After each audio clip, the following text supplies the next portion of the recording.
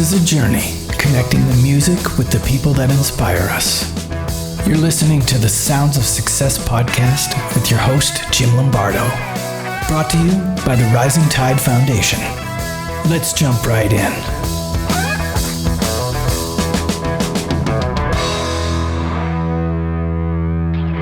I'm excited to get started today. Recording with us is Josh Jonas, the clinical director at the Village Institute. Josh, welcome to the studio. Thank you for having me in the studio. So we're going to start with a sound check and do this. We're going to reveal a song that we think captures you, your nature, and your personality. So I hope you're ready. Okay, I'm ready. Yeah. Sound check. Check one, check two. Not only for you and only you, not only did I wear the t-shirt that's giving it away, but we're going to go back to 1991, the days of grunge, the third song off the Nevermind album by none other than Nirvana. Any guess? A third song off of Nevermind. Is it In Bloom? No. It's Come As You Are. Okay. Come As You Are. Did we nail it or did we fail it? This is so interesting. I love this. This is so interesting. So, oh wow. Is it? So I have to ask. Is it based on?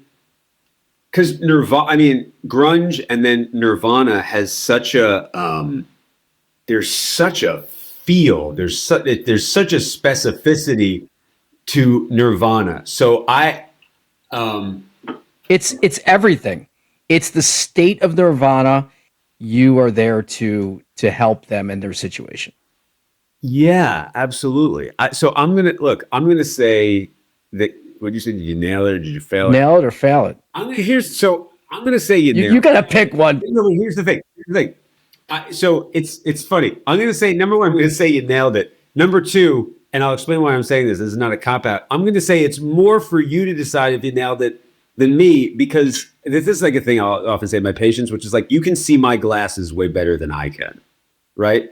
So if I'm like, I don't know if that's really me. First of all, I'm honored. Nirvana is very cool. I have a lot of emotional memories around certain parts of Nirvana's career, and so it's funny. I don't really listen to them that much anymore now. But I have to say you nailed it, because I think it's a great. I'm honored to be the Nirvana, the Come As You Are therapist. There you go. And I think that Alfonso, is that Everything's fine. Everything's fine. okay? That sounds good. Uh-huh. So in a single sentence, Josh, how do you describe the Village Institute? In a single sentence, how would I describe the Village Institute? Which I know that you have the inability to describe things in one sentence. That's That's true. okay. The Village Institute is the boutique hotel of institutes and group practices in New York City. Group practices. Yeah. So for someone who doesn't know, what do we refer to? The Village Institute is a training institute and a group practice. So it's myself and a bunch of other therapists that I train and oversee. I say that we're like a boutique hotel because, especially over the past few years, there's become bigger things like BetterHelp or just all these big places that are getting bigger and bigger and seeing more and more people. And that's not what we're interested in. We're a small group of people. We are really dedicated to training great therapists, making great therapists, and then having the people that come to the Village Institute have a great experience with those therapists that they see. So I'm gonna All right, Jim. hang on, Let's Alfonso. lay down track one and get that backstory. Okay, it's time to lay down some tracks. What do you think? Okay, sounds good. So our first track's going to be built on the backstory, and here we go. So Josh, let's start from the start. Okay, where does Josh grow up? I grew up in Huntington, Long Island. Okay, so for our listeners in California, can you tell them, your fans in California, can you tell them roughly where that is? Huntington. So Huntington is in Suffolk County on the North Shore of Long Island. Long Island is a suburb, or not a suburb. Long Island is an island east of Manhattan. Yeah. That helps. That helps your Brazilian fans that aren't 100% sure where it is. Exactly. Peter, for those who don't know where Long Island is, that's where it is. Josh, on a scale of 1 to 10, how would you rate growing up on Long Island? Oh, that's interesting. So this, okay, here the part where you said I can't answer something in a single sentence. It's like I can't. I don't know if I could rate it 1 to 10.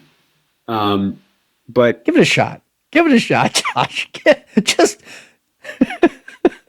I'd give it what would I give it? I'd give it, I don't know. That's so hard. It depends on what we're talking about. In terms of what? It's therapy. We are in a therapy session right now. You know what? We're going to come back to that because I had a feeling that you would dodge it. I really did. But I'm not dodging, but it's just like, I would put it this way, right? Like growing up, there were certain times that felt very difficult, right? That felt very painful. And so, 12-year-old Josh would go, oh, this sucks. I don't like it here, right? This is really hard. You don't like it here where in Long Island? Or Huntington, yeah, where I grew up. I think especially junior high school was very difficult because it was a public school, but it was a very small public school. And so if you weren't interested in the stuff that was mainstream, and I wasn't, there weren't many groups for you to hang out in. So younger me would go, I'm not into this. This is like a 2, right? But me now would say, all of that stuff informed me for who I am now and what I'm doing now. And so in a way, it was perfect training for who I want to be and what I want to do now. So in that way, you could say it was like a 9. So it's like, that's what I mean. It's like depending on what we're talking about here. All right, that's fair. And in the life station you're in. Yeah. Okay. So let's you want a softball. So Talk to me about Josh at 16. What are you thinking about? What are you curious about? What's happening that's maybe starting to form some stuff for your future career? Josh at 16 was really into baseball. Still in. Really into baseball. Really into theater. Starting to become very interested in / scared to death of girls. And it was the time when I actually started therapy with someone who I today consider one of, if we have like a few mentors in our lives, this is one of the first people who had a really profound effect on me. And that's what was going on with 16-year-old Josh. Let's talk a little bit more about that individual, because the question is, did anyone or anything have significant influence on you growing up? Yeah, he was outside of dad and mom, which are just always influences and influencing all the time. Like if you want to get outside of the family, yeah. His name was Fred Wolverton. He was a therapist. He was the founder of the Village Institute, and I started therapy with him when I was a kid. And he had a profound effect on me because I was really looking for a mentor and a guide and how do you do all this stuff. And he was the first man that I met that really had he was just very unorthodox. He was very much himself and perfect for someone who was 16, who was just beginning to have an awareness of my emotional world. And he just had a profound effect on me in terms of, he was the first man that I knew that had a point of view, that had thought about things, and I could tell that he thought about things and had an idea about things, and was he could be provocative. He could really push me. One of the things that I find myself saying a lot is the masculine grows through challenge, and he was really the first. guy to really challenge me in a way that felt good, almost felt exciting. Like, oh yeah, I wanted this. I didn't know I wanted this, but I wanted this.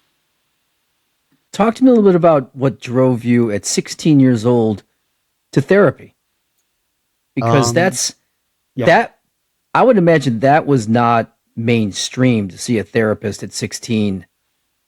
No, it wasn't. It's funny. Yeah. In the 80s? I'm assuming it's Yeah. So 16, it was like 1991, right? I'm 50, I'm born in 75, 85, 91.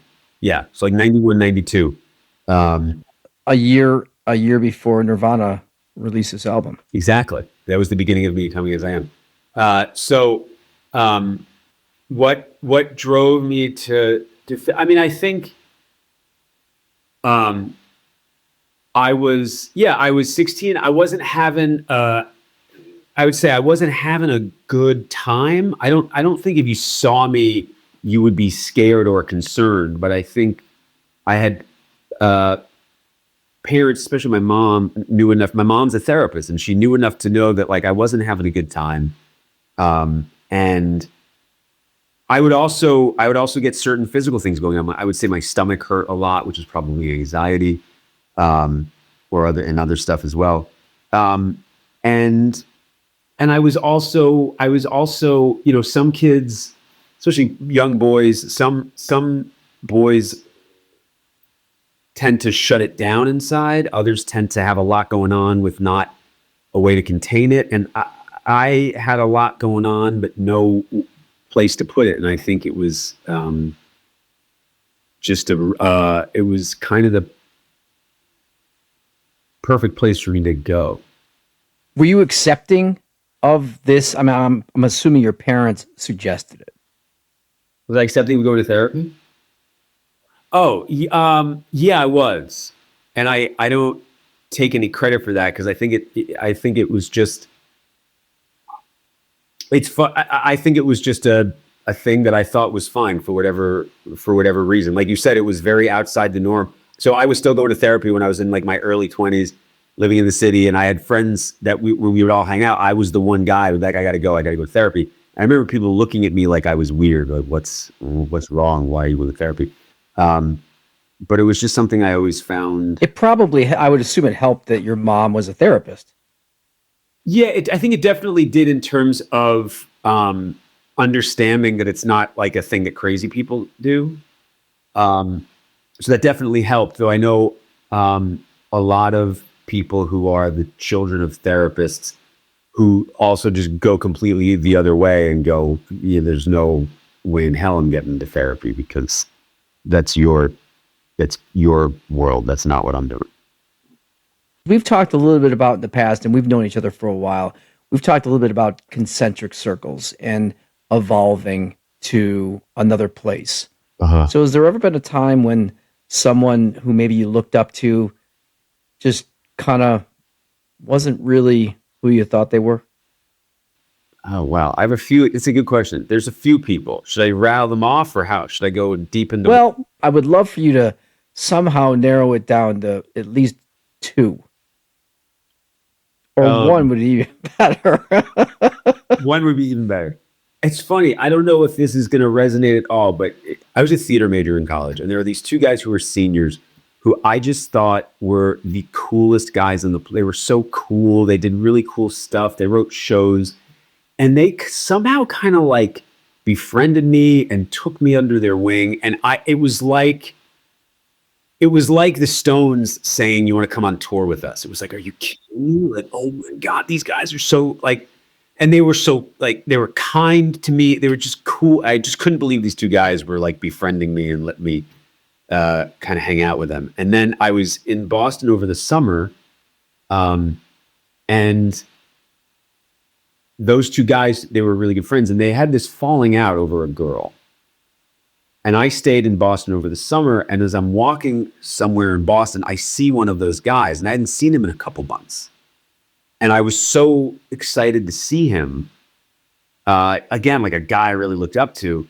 I remember I saw him, And I was like, I was trying to, what's going on? And he was being very nice. He was like, yeah, good to see you. What's going on? And at the end, and this is like this is like pre-texting and all that kind of stuff. So at the end, I just said, so good to see you. I'm here over the summer. We should hang out.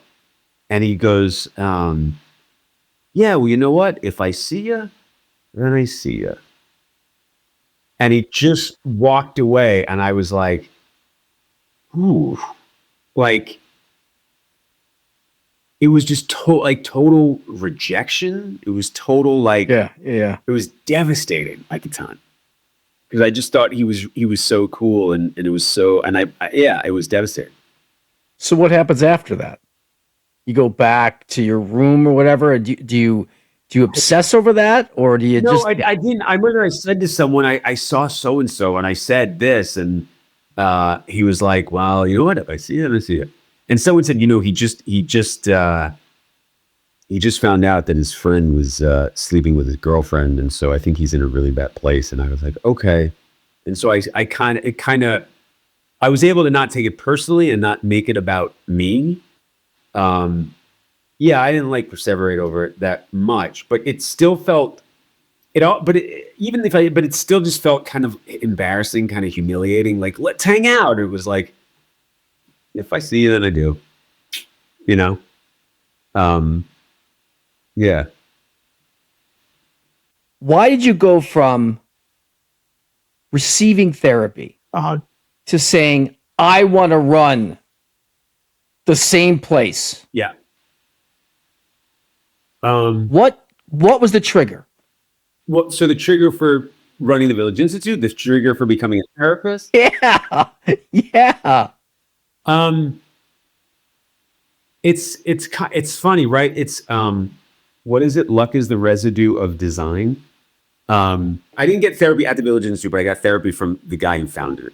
I got you. Right, okay. From Fred, Fred is like, just if I could, the movie, have you seen the movie Whiplash? No, I have not. But the question in the movie is his harshness and messed upness making the next Charlie Parker, or is it stopping the next Charlie Parker from emerging? And Fred has a little J.K. Simmons and Whiplash in him, for sure. And for some people, it was just too much for whatever reason. It worked for me. And it wasn't something that I consciously thought I would do, because people would say Fred's going to be 98 years old going in a wheelchair down the halls of Village Institute. So it was like, they just thought it was just going to be that way. And just because of certain things in his life, he just decided that it was time to change. And so he asked me if I was interested, and I was deeply honored that he thought of me. And the little bit of the longer story is that I said, okay, if we could have someone really brilliant running the business side, who's my wife, Jill. So now the Village Institute is me running the clinical side and her running the business side.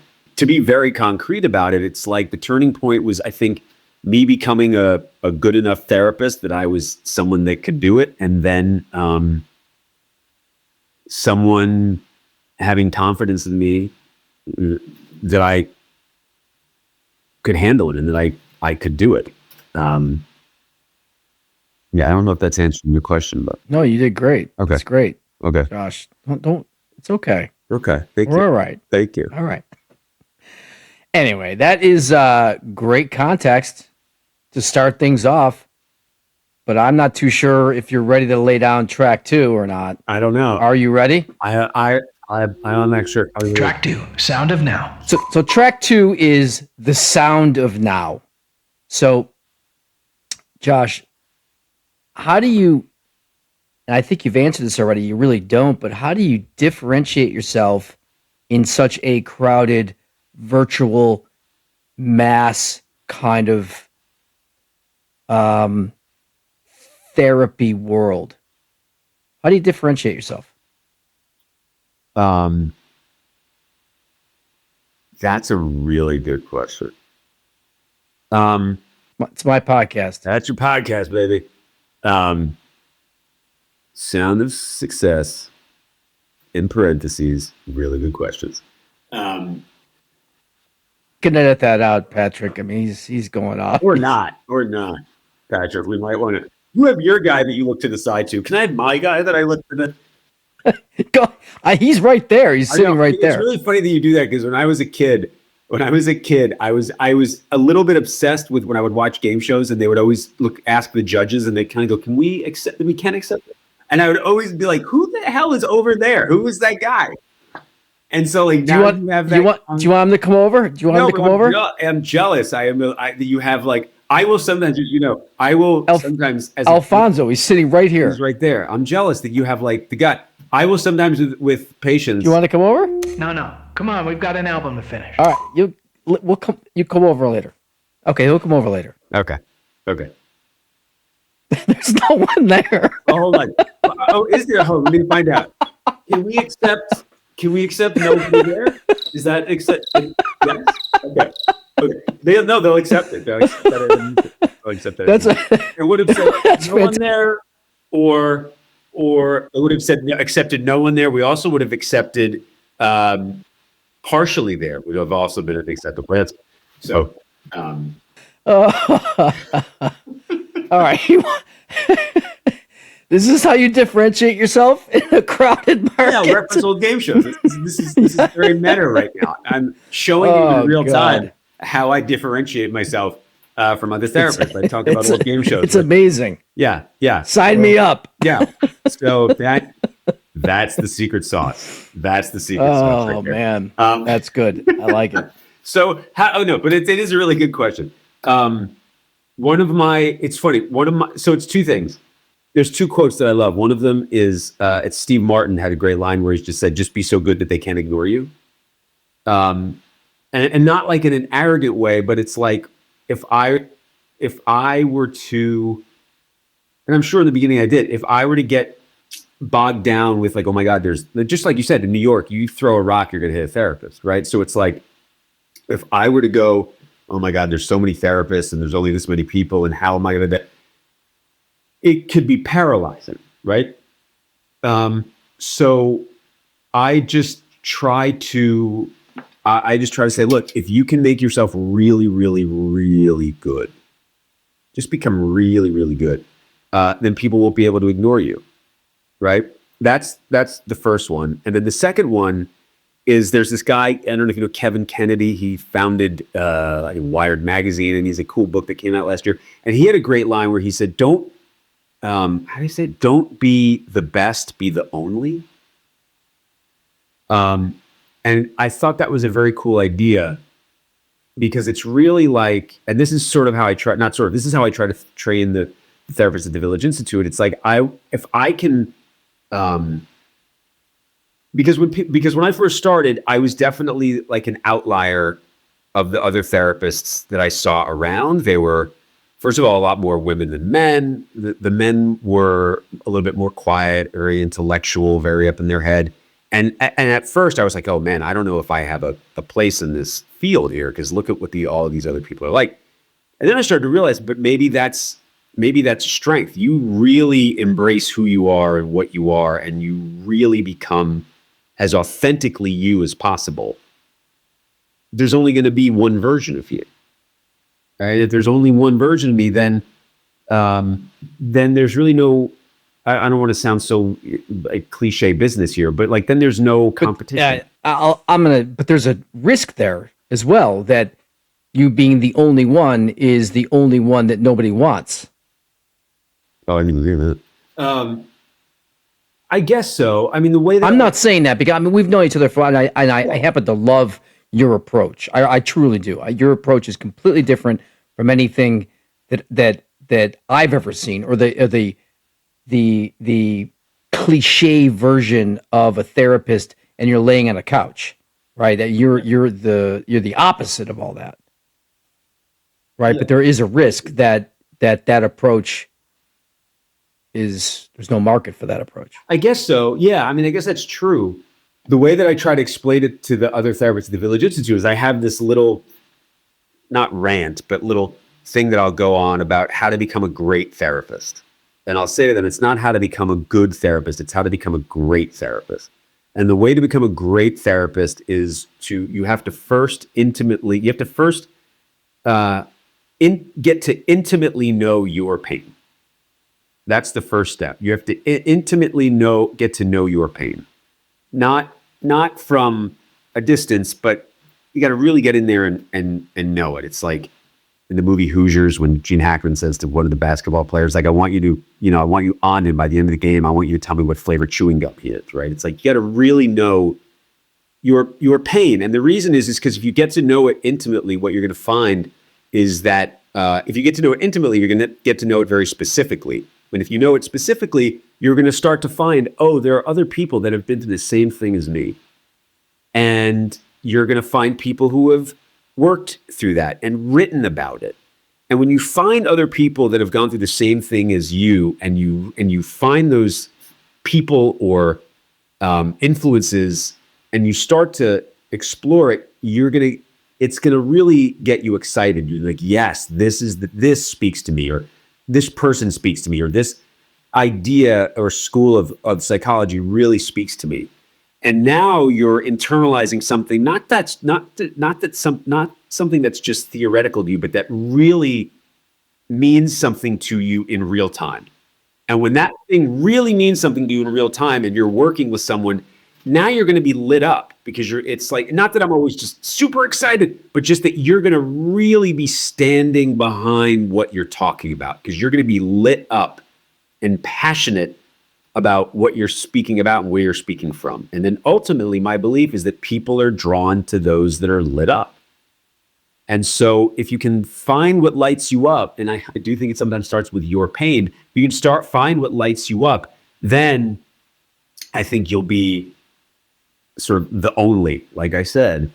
And then I don't think, again, there's nothing's all or nothing's absolute, but it's like, then you don't have to worry so much about what if I'm the only one, but people don't want it.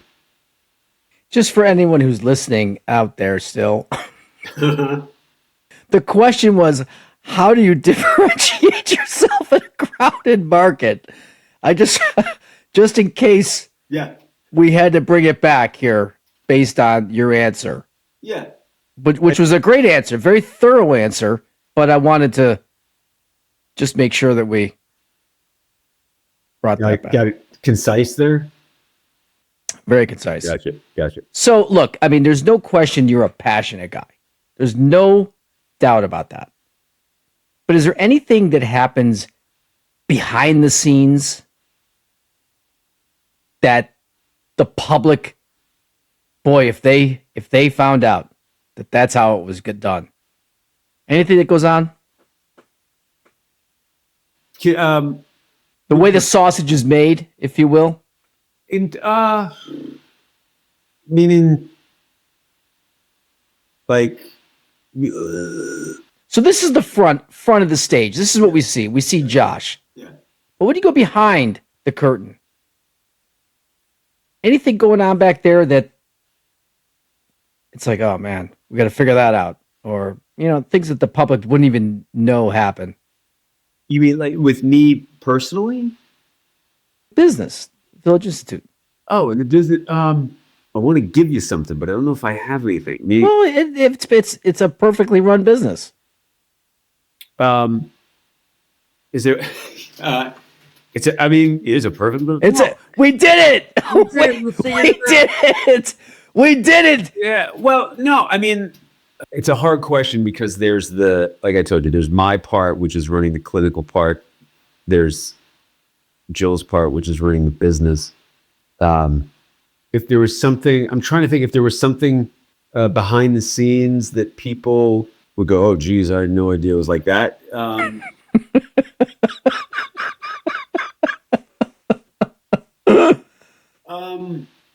Don't stretch yourself. If everything is like one of those. This is like, look, it's the perfect business. I mean, everything's fine. We can move on. We've checked that box. This is like the job interview questions. Like, tell me one of your flaws. I care too much. I work. Yeah, that's right. I care too much and I work too hard. Yeah, right. I would say I don't know if this is really what you're talking about, but I think one of the things that's hard or challenging is sort of like I was saying before, I like to think of us as like the boutique hotel of group practices or therapy institutes. And so keeping a small size is important to us. And what can be difficult is finding that sweet spot of having enough therapists for the people who call in, but not having too many where we begin to lose our flavor. That's always something that we are trying to work on, which is like one of the things, and this will sound like, I don't know, self-aggrandizing or whatever, but one of the things that a lot of the therapists at the Village Institute will say, why they stay on for so long, is that the Village Institute has always been about making great therapists. And so the supervision at the Village Institute is so important. And I think it's really great, and it's self-aggrandizing because I'm the one doing the supervising. So it's like, well, it might sound funny saying that, but many therapists stay on because of the supervision that they get. So part of us being able to do that is keeping a smaller size, right? So it's like we want people to come to the Village Institute. Obviously, we want as many people to come to the Village Institute if we can. We also want to maintain that family small feel, and that balancing is at times more difficult than others. Does that make sense? Very well said. Okay. The perfect run business. Yeah, split it. Found a flaw. Yeah, exactly. Let's talk a little bit about 2 words and what you, in your experience, think is more important. Resilience or adaptability? That's a good question. Here's where I'm getting stuck. They feel opposite sides of the same coin to me. Is that fair to say? This is your track. Right? Like, this is your album. Can we define what they mean? Oh my God. This guy. Well, it's like, here's what I'm thinking. Here's what I'm thinking when you ask that question. This is unbelievable. I'm in a session here. I don't know. I don't know who's running this thing. Here's what I think of when you ask me that question. Okay. You know, Brene Brown, everybody knows Brene Brown. And it's because she's so good. And she had one of her big insights, right, is that there's no vulnerability without courage, and there's no courage without vulnerability, right? That you can't describe vulnerability and not be describing courage, and you can't describe courage without also describing vulnerability. And so when you say resilience or adaptability, those 2 words feel kind of in that same idea, right? It's like if I'm describing someone who's resilient, you might be describing someone who is incredibly adaptive.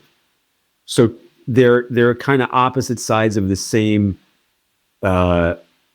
coin to me. There's a great psychiatrist, his name is Dan Siegel, and he talks about this idea of our window of tolerance. And the window of tolerance is literally what it sounds like, which is just how wide are we able to stay in the flow of life when different things come at us? How much are we able to kind of stay in the flow? And he talks about the flow sort of being a river. And when something reaches your window of tolerance, you bump up on one of the shores of either chaos or rigidity, right? And so when things become too much, we either get very rigid or we get very chaotic. And so his work is all about helping people grow their window of tolerance. And when you grow your window of tolerance, you then, I think as a byproduct, become more resilient. And then as a byproduct, you learn to then become more adaptable, right? So they're both important, and they feel very much like a huge Venn diagram that one lays over the other. I would, if I had to pick one, I would focus with children more on adaptability than resilience. Because sometimes when we take the idea of resilience, it's like when people take the idea of stoic. When people take the idea of resilience, they sort of water it down to push through, white knuckle through, don't feel anything, just go. And that's not really going to build resilience. That's going to build numbing yourself while you go through painful things.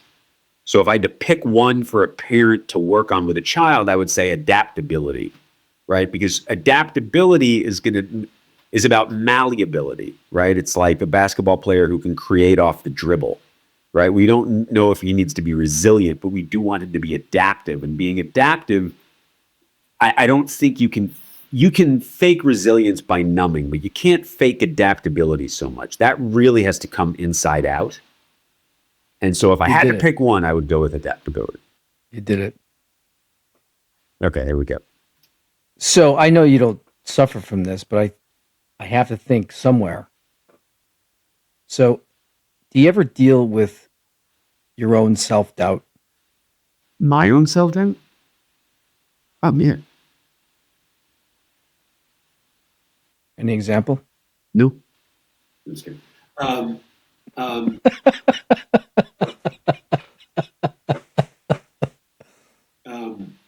You don't have to get deep, but I think it's interesting to talk about self-doubt, and then coming back with the adaptability, resilience. How do you handle this self-doubt? Why did I get into a therapist office when I was 16? Because all I was self-doubt.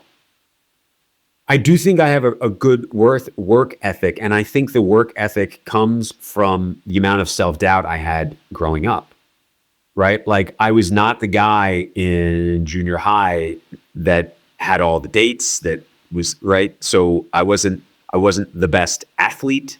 I wasn't super popular. So whether it was conscious or unconscious, I basically on some level told myself, anything you're going to want to do, you're going to bust your ass because you're not, the Ken Griffey Jr. of whatever the hell you want to do. I say Ken Griffey Jr. plus he had the most beautiful swing. I don't know if you know, but just the best swing. And you can't teach it. It just was preternatural. So there was a lot of self-doubt. And then I think it's like, in a way, self-doubt in a lot of ways is the norm, right? A lot of people are like, oh, I feel bad. Why do I feel bad? It's like, because you're not doing anything to help yourself feel good. If someone's feeling like crap, if you wake up, you make your bed, you make sure you get your exercise in, and you do that consistently, you don't just feel better because it changes. There's a sort of biological change that happens from it. It's also the psychological change, which is, oh, I'm the guy that does that now.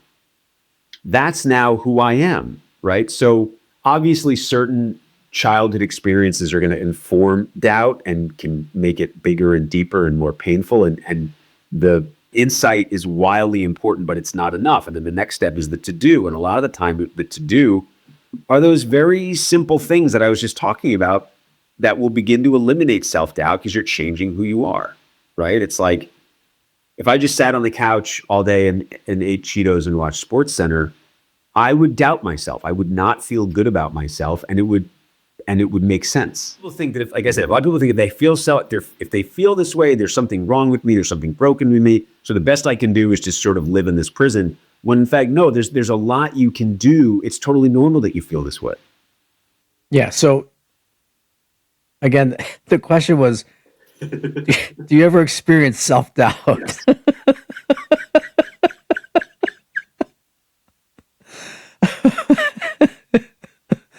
Wow. Well, who? All right. Me? But Me? No, we're moving. We're going to the next. Oh, okay. We're moving on. We're moving on. Let's talk about personally and potentially in the business. Have you had to make any hard decisions in the last year? Maybe you didn't know the outcome, but you needed to make the decision. I don't know if this is what you're thinking, but these are pretty straightforward.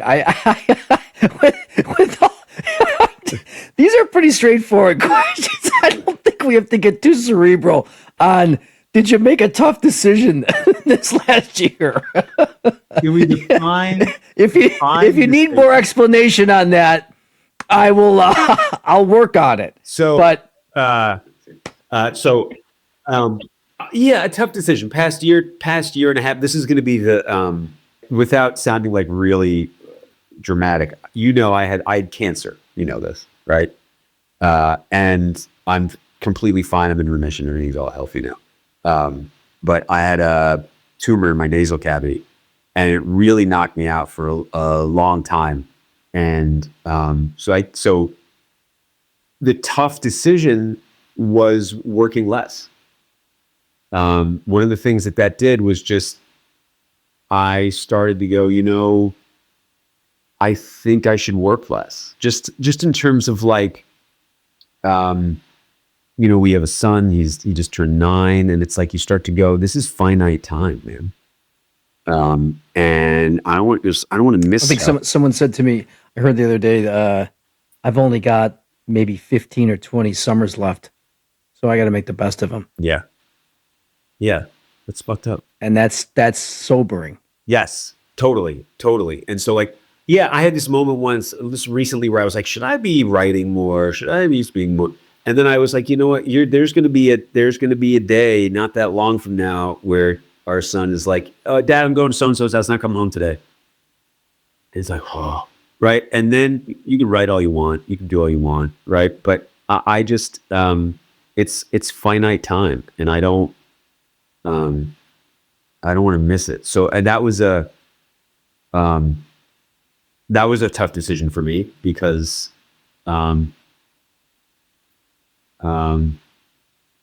I like to work. I like to work hard, and sometimes I like to work a lot. And then you start to realize it's at the detriment of family. And it's one of those decisions that in the moment it's so hard to make, and then when you're on the other side of it, it feels like a no-brainer. Like, I can't believe I was thinking of working more. What was I thinking? So that was a tough decision. Yeah, and that's a perspective. Certainly, we talked during that period of time, and I'm definitely glad you're feeling better. I know you had some lagging effects of that too. Yeah. So yeah. You're working less, which is great. But when things do get tough at work, what's your go-to stress reliever? Was my go-to stress relief?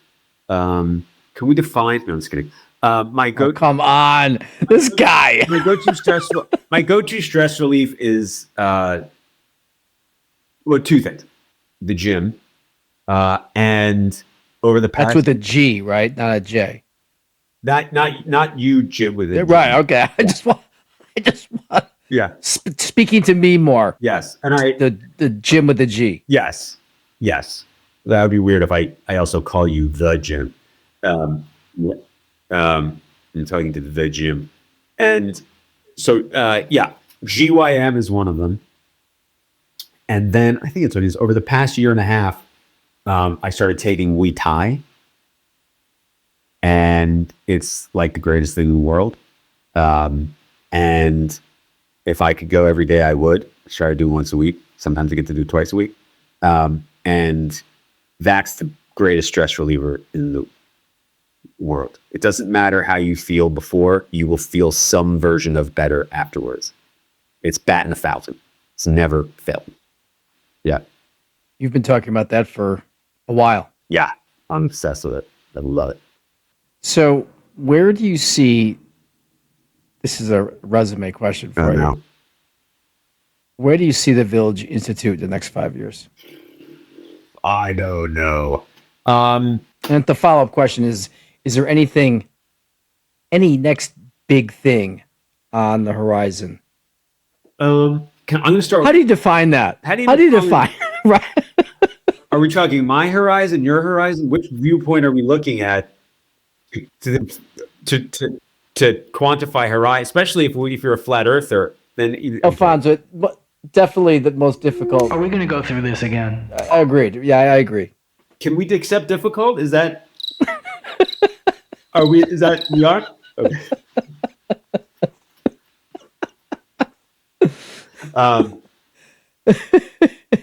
You don't know how much you hit on a thing with the guy on the side for me. That was like I was obsessed with that. Anyway, I'm going to start with I'll start with the last thing first, because I have also it'll help me get my butt into gear to do this. what's the next the big thing on the horizon is one thing that I definitely want to start doing more. I'll say it so I get myself to do it. Is I want to start speaking more. It's something that I started. Like everybody. Well, you definitely started here. There's no, Well, exactly, there's no question about that. Right. It's like, whoa, this guy wants to speak more. You're really exercising that muscle. Yeah, exactly. Wait, this guy wants to talk even more? I don't know how that's going to work. I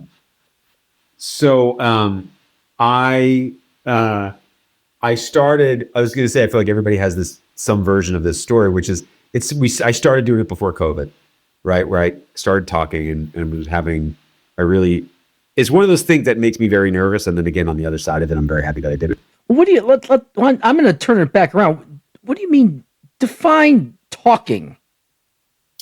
I'm so glad you're saying this. Part of the reason I want to do this is because this is part of my idea around it. And you can tell me what you think, Jim, J-I-M.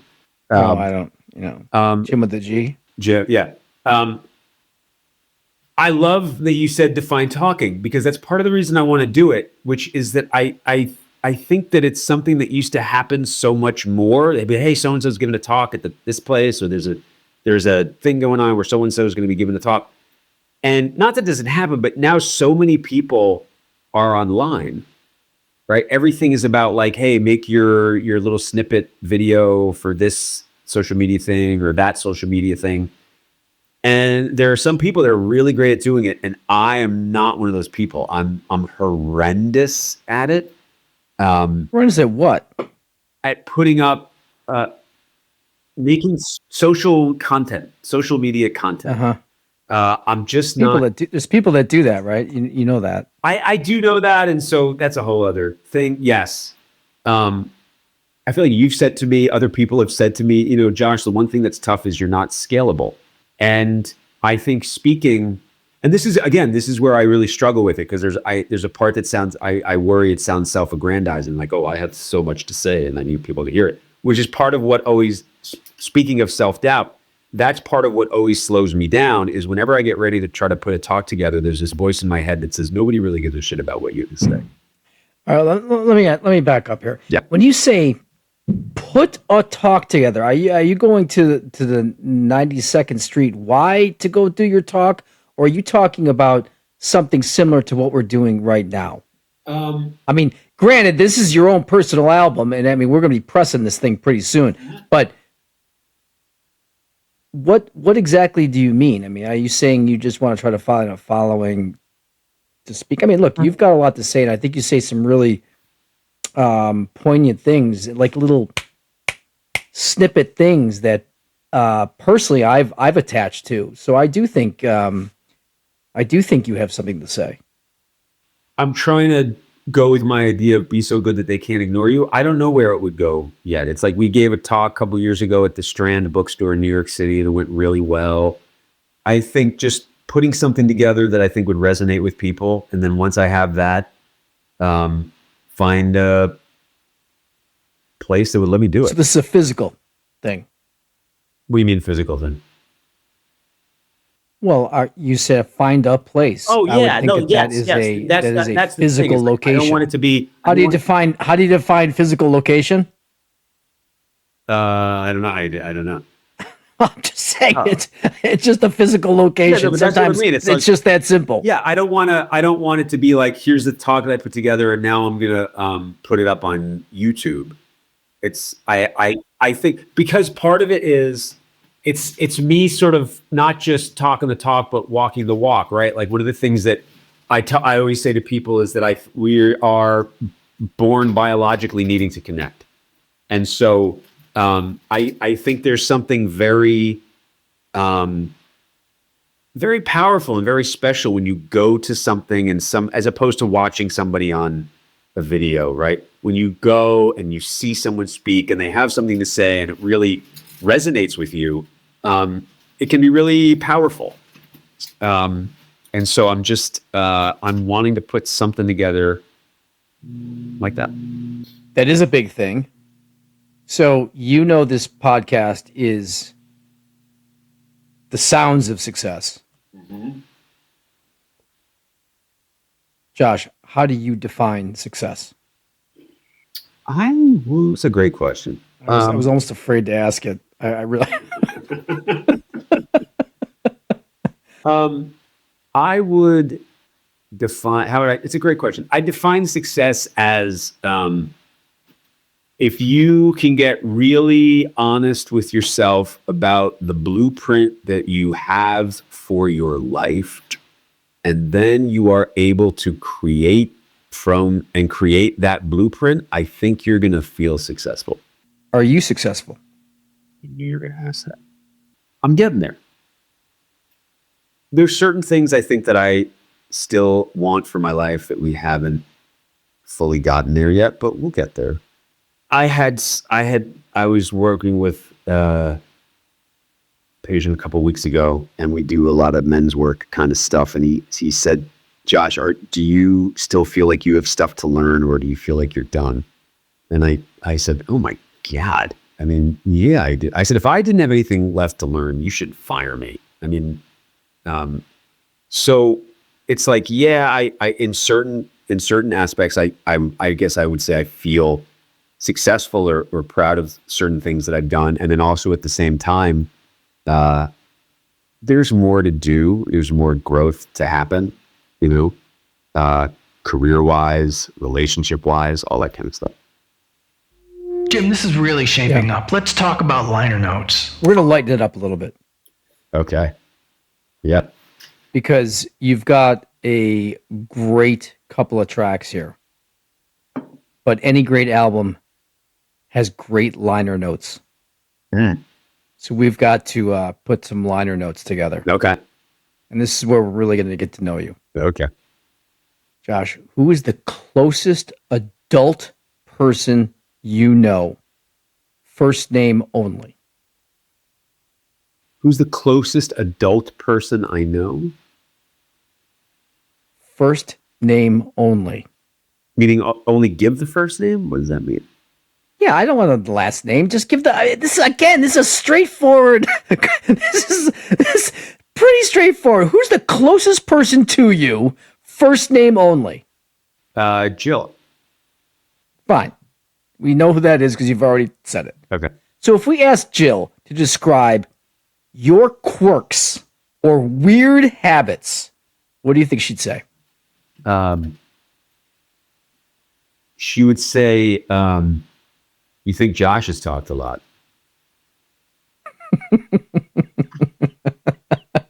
But don't. Yeah. You need a snare. We need a snare drum over here. Right. Alfonso, we're going to get a snare drum next time, okay? Yeah. You have one. Oh, he's actually got one. Really? He didn't bring it, though. Except snare drum. Snare drum. Yes, we can. Yeah. Okay. So what you're saying, the quirk is you think I talk a lot. Is that what you said? No, the quirk is what would. That's a quirk? No, I think this podcast has defined. We know that. She would have a lot to say in terms of my my quirks. I'm trying to think. She would say I'm a terrible parallel parker, which I would disagree with. But you know what? Perception is reality. She would also say another quirk is this is going to sound again more because of all the stuff that happened with my nasal cavity and stuff like that. There are times when I can't. If I'm eating something, I can't breathe. It sounds like really. It sounds like I'm getting dark. I'm not. But that it's a weird quirk where sometimes my breathing gets weird if I'm eating or if I have mouthwash. Yeah. Can you give us an example? Yeah, if I'm using mouth. No, what's the sound? I want to know what this. I want to hear it.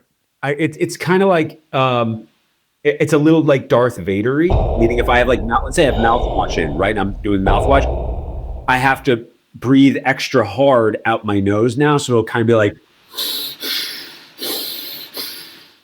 that, like that. That's a weird quirk. If you if you could instantaneously master any skill, what would it be? Either Muay Thai or guitar. Is it just like, give me a break? I'm not picking up the guitar. I learned the guitar yet. Well, I play guitar, but I'm not a master of guitar. I mess around with it. It's just purely fun and hobby. But to be able to have like a Stevie Ray Vaughan moment would just be, just be like, oh my God, that'd be amazing. Yeah. Yeah. Dead or alive, who do you have lunch with? Maybe Muhammad Ali. Maybe Sandy Koufax. You got to land on one. This isn't a table for five. Okay. He's been thought of as like the J.D. Salinger of sports, so I'd be afraid that we'd have lunch and then he wouldn't say much. But if he was willing to like bear it all, Sandy Koufax. Okay, fair enough. Great meal. He does open up. It's better than you expected. Unbelievable. Yeah. But inevitably, the bill comes. Yeah. Who pays? Oh, me. I'm not going to make Sandy Koufax pay. Are you kidding me? So, do you like stare at it and look at him and stare at it and look at him first, just to kind of? No way. Or you just grab that thing. You just grab it. No, you just grab it. I'm not making Sandy Koufax. Right. The left arm of God pay for the check. No way. Money or meaning? Meaning. Why? Because we're meeting. Plus. You got to have an economic thing though, too, right? What do you mean? You can have a lot of meaning, but there's an economic component. Oh, for sure. I spent a lot. Yeah, I mean, here. So dig. Like I spent a lot of time having no money, and it's stressful as hell. So I don't want to be Pollyanna-ish about it. Like, oh, as long as I have meaning, I don't need. I was trying to give you just a quick, direct answer of pontificating again. Well, I was looking for a little more of that. Oh, I mean, it's. Well, not really. So look, I often will tell people, I think of it like this. People say that thing of like, well, if you'd love it, then you do it for free. And I always think that's a very unfair way of looking at things, because I often think of money is to the things that we do as salt is to food, meaning that money brings, if you do something that you love and you get paid for it very well, it brings out the flavor of what you do, right? So they, in a way, can go hand in hand. David Data had a great line where he said, no one tells young men that they will get paid 10 times more in life if they learn how to look people in the eye, breathe deep, and know why they're alive, right? So I love that, because it's like, and he said, ultimately we get paid for our consciousness. So like, I love the idea, and we got to live in the world. There was a period of time where money was very difficult, and I struggled a lot with it. And also at the same time, if you can look people in the eye, breathe deep, and know why you're alive, you have a much better shot, I think, at making money. And so it's actually through things that will be meaningful to you in the first place. Books or movies? Ultimately, if I'll go books. But I love movies. But I'll go books. I'm going to give a disclaimer first. Which one book would you give as a gift? Who am I giving it to? Which one does everyone have to read? Everyone? Oh, jeez. I'll tell you.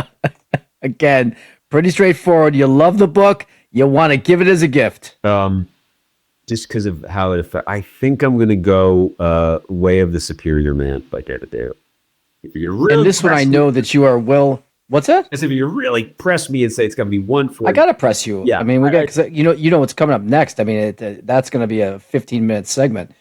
So if and you are well, you have a vast movie, an eclectic movie taste. What's one that everyone has to see?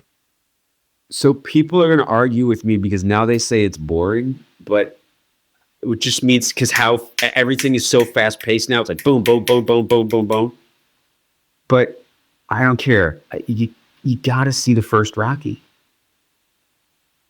You're not the first person to say that. You got to see the first Rocky. It's It's a beautiful love story. It won Best Picture. There's no other movie where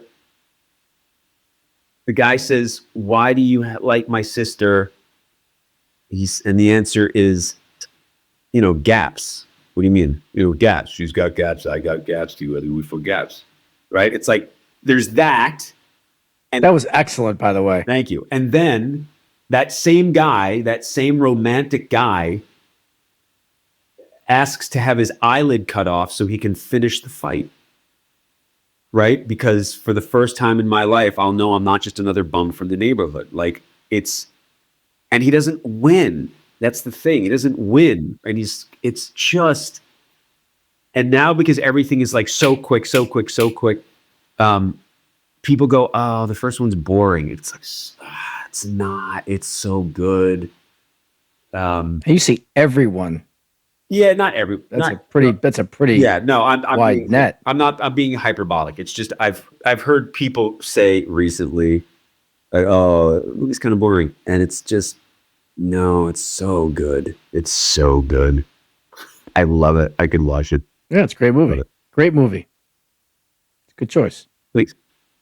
So, you are really putting together one hell of an album. Thank you. Well, I'm a good producer, so. Yeah, it's true. Alfonso. Yeah, Alfonso, yeah. All right, Jim, this is gold. What do you think about a bonus track? So let's give him a bonus track. What do you think? Okay, let's do this. And if it's if this podcast so far has give us anything, it knows that it's not going to be simple, right? Mm-hmm. So what's the bonus track? Song, a song that you think represents you right now in the place that you're in. And by the way, it's a first here on the Sounds of Success. When I asked you for a song, you proceeded to give me 6. Yeah. So, and then you gave me a 7th that I refused, although it is excellent. Which one did you listen to? I did. The Wilson Pickett cover. It's very cool. Yep. Very cool. How amazing is it? But we just can't. So what do you want to do? Top 3, or how do you want to approach this? So what did I say? I said, I'll give you we want the list? You give me the list that I said. I'll give you the list. Okay. So number 1 was Wake Up by Rage. By Rage Against the Machine. I love that. You did Voodoo Child Hendrix version. Yep. And then this one, the Elvis Costello one, I was not familiar with, but What's So Funny About Peace, Love, and Understanding? I don't know. Oh, it's like one of that to me is one of the greatest just singles. Well, I have to tell you, I put my own soundtrack together with all these songs. Who Are You? The Who. That's a straightforward one. These were definitely outliers.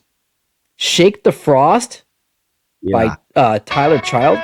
Childers, yeah, Shake the Frost. Childers, I did not know this one. The version on Luck a Lot, Red Barn thing, that version, yeah. Yep, that's the one. That's the one I listened to. And the Pills Halifax. Yeah. Which you can't even find this thing. You've got to put your Social Security number in to get this one. Yeah. So it's definitely a first on this show when you're asked for one song and someone gives you 6 and a 7th that I just couldn't accept. Yeah. So how do we what I'm a fish out of water here. I have no idea how to even approach this. Well, and your fans are scratching their heads. There's a brilliant therapist whose name is Richard Schwartz. He started in the 80s. He came up with this thing called internal family systems, which is another way of parts work. And his brilliant insight was that this idea that we are just one thing inside is false. We have many parts to us. And the way that he came up with this idea, which I love, is he said, I just started to realize it because many of my patients would say, well, a part of me feels like this, and then another part of me feels like this. And And he's developed this very, very brilliant way of working with people that is about the different parts of us. And it's also so helpful for couples, right? Because it's like somebody in a moment out of anxiety will lie, and then the other person will go, "You lied to me. You're a liar. That's what you are. That's who you are." And when you understand, no, that was a scared part of me that was trying to survive in a moment. That's not the totality of who I am. It can be it can be very helpful for both people involved to understand that's not all of who I am. That's not what I am. That's a small part of me that I was connected to in the moment. So in that idea, it's like, right, pick a song that encapsulates who you are. It's like, there's so many parts of me. Some of the songs I picked because I love sometimes it's about the feel. I love a great intro. Like that Hendrix intro on Vu Child. It's like the greatest, most badass intro you will ever listen to. The Tyler Childers song, that's a newer song that makes me cry almost every time I listen to that song. It makes me cry. And the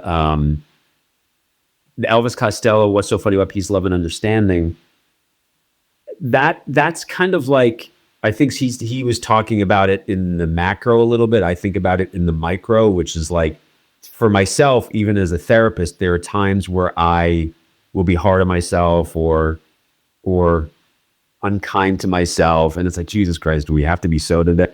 And it's like, what's so funny about peace, love, and understanding? Like, why can't you just be kind to yourself, right? There's a lot more wisdom in that than trying to beat the crap out of yourself. It actually works a lot better. Who Are You? Again, amazing intro. Who may be my favorite band of all time. And I love that intro, and I love Daltrey's voice on it. It's just like, talk about like, that is the men's work vocalist. I mean, he's just so awesome. I love Rage Against the Machine. Wake Up is so fantastic. And then Halifax is from this band that I know from when I went to school in Boston. I know the guy who wrote the song, Corin Ashley, and that song is so damn good. It's like, usually a song has like a hook that you love. To me, that song is just all hook. It's like 3 different parts where you're like, oh my God, I love this part. Oh my God, I love this part. Oh my love, I got this part. And he has a great line in it. Your arms are nothing more than a shortcut to where I want to be in my life. It's like a beautiful love song. It's like, and so he has a great way of putting things. And, so I love all of those songs. So I don't know how to pick, but that's my thoughts. You don't have to pick them, because I let you take them all. Thank you. I just hope that you don't start a precedent. Just don't tell anybody else that we did this. All right, I won't tell anybody. Okay. But people are going to listen and they'll be like, "Oh, he did it." However, I would love to commend you on some great songs, but I'm going to give you a fun fact, because I think the "Who Are You" is very applicable to you, because that's the first question you may ask to someone. Who are you? So that song was actually inspired by true events from Pete Townsend. Mm-hmm. So you know this already. I do. But let me run my show. You do it. Okay. So now this part, I don't know if you know this, but apparently this happened after going out with Steve Jones and Paul Cook of the Sex Pistols. Yeah. Did you know that part? You knew that part too. I did. It's funny because all these stories take on a little different. So I have the thought of, right, but I would love to know your knowledge on. Well, this again is that apparently they were in New York and he was in some Soho doorway, which is the opening line. You know this. Yep. And because he was so famous, a policeman recognized him, and he was apparently so intoxicated that he said, "Look, if you can walk away, I'll let you go." And voila, you have the opening line of "Who Are You?"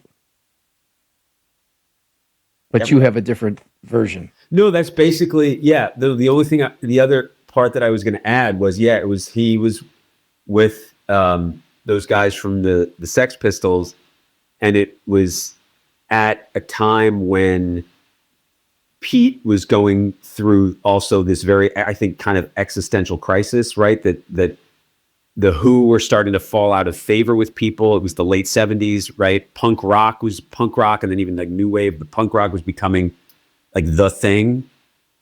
And I think he felt like the Who were maybe starting to become obsolete. And so what I heard was also that night when he got really, really drunk, he was going up to people going, who are you? Who are you? Right? And if you want to get really shrinky about it, right? It's like when we're in pain, we project. So a lot of it is maybe Pete also asking himself in this sort of existential moment, who am I now? If the Who are not going to be a thing, who am I? You know? Right. Excellent. Yeah. Excellent. I love that song. Good stuff. So, Josh, big thanks.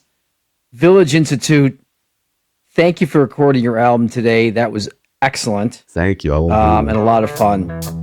And I'll tell you, if there's one thing we seem to all share, regardless of the background or profession, it's the love of music. Sounds of Success is all about the love of music and the connections, which I think you talked about, the connections that we make through the people, the songs, the stories, and the experiences. So until the next recording, I'm Jim Lombardo, and this is The Sounds of Success. Unscripted, unfiltered, unforgettable.